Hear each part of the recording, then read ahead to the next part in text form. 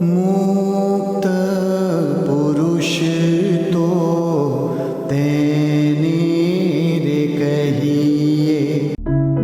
અણધારી પરિસ્થિતિમાં ધીરજતા રાખવી.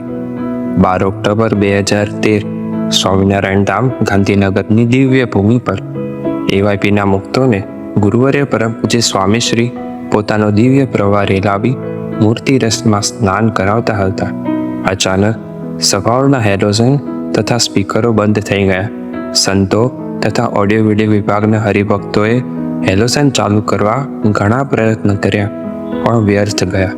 2-3 મિનિટ બાદ ગુરુવર્ય પરમ પૂજ્ય સ્વામીશ્રીએ પોતાના સેવક સંતને નજીક બોલાવીને પૂછ્યું, લાઇટ આવશે કે નહીં? હા, પણ 5-10 મિનિટ થશે, સેવક સંતે ઉત્તર કર્યો. ઉત્તર સાંભળી ગુરુવર્ય પરમ પૂજ્ય સ્વામીશ્રી આસન પર બિરાજી શાંતિથી લાઇટ આવવાની રાહ જોતા મૂર્તિમાં જોડાઈ ગયા.